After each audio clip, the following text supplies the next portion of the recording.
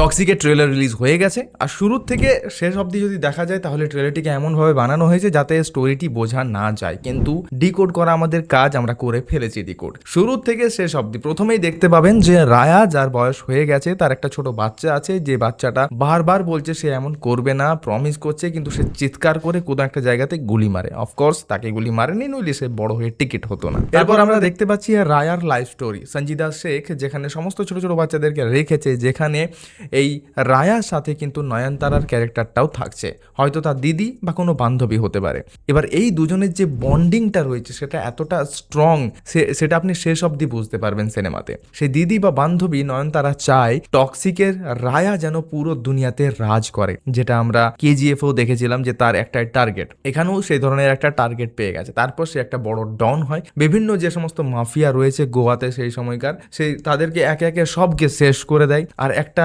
টক্সিসিটির nature রয়েছে, একটা নয় তিনটে। দেখুন, তার ক্যাসিনোতে যাওয়ারও স্বভাব রয়েছে, তার ড্রিঙ্কস করারও নেশা রয়েছে, এবং মেয়েদেরও নেশা আছে। প্রত্যেকটি নেশা কিন্তু এই রায়ার মধ্যে লুকিয়ে রয়েছে, যে একে একে জীবনের বয়সের সাথে সাথে সব খুলতে শুরু করবে।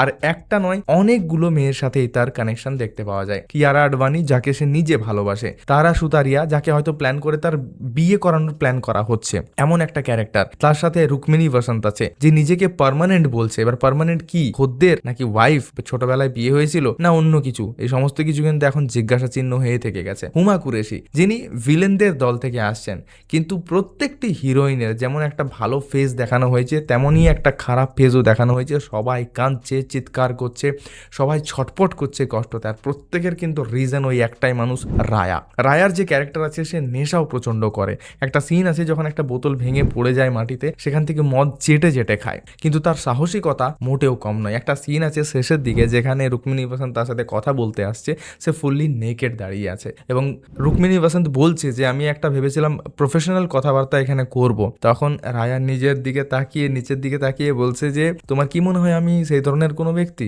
যে তোমার ওই প্রফেশনাল কথাবার্তা বলার মতো রেডি থাকবো? ভাই, ক্যারেক্টারটিকে এমনভাবে বিল্ড আপ করেছে ইয়াশ, মানে দুর্দান্ত। একটা সিন ছিল স্টার্টিং দিকে, যেখানে নয়নতারাকে ধরে নেওয়া হয়েছে, এবার যেহেতু ওকে ধরা হয়েছে, রায়াও কিন্তু সেখানে হাঁটু গেড়ে বসে পড়েছে, কারণ তার আর উপায় নেই। তাকে রাখা হয়েছে একেবারে গান পয়েন্টে, এবং জিজ্ঞাসা করা হচ্ছে কি চাও তুমি, তোমার জীবনের শেষ ইচ্ছা কি?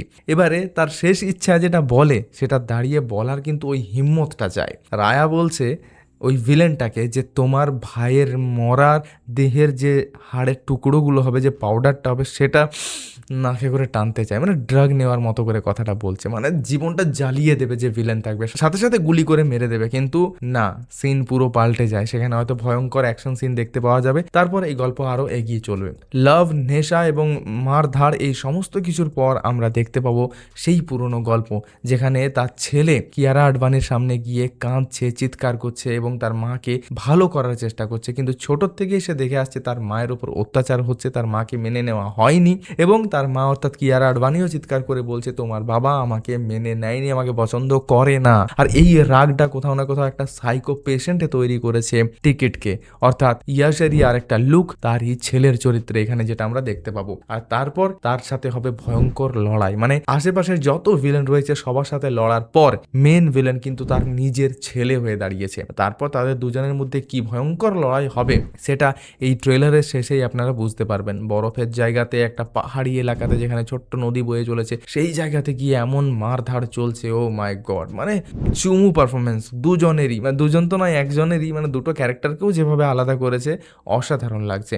আমার ট্রেলারটি সত্যি ভালো লেগেছে, বিজিএম এর সাথে ভালো ম্যাচ হয়েছে, এমন দেখানো হয়েছে যেটা চট করে কিছু বোঝা যাবে না, যেটা সিনেমা হলে গিয়ে দেখতে আরো বেশি মজা লাগবে। আপনারা কতটা এক্সাইটেড আছেন এটা দেখার জন্য কমেন্ট করে একেবারেই লিখতে ভুলবেন না। সাথে আপনাদের এই ভিডিওটি কেমন লেগেছে সেটাও কমেন্টে জানাবেন, লাইক করবেন, এবং আমাদের চ্যানেল, আমাদের পেজ বং সিনেমা এবং শুভমকে সাবস্ক্রাইব এবং ফলো করবেন।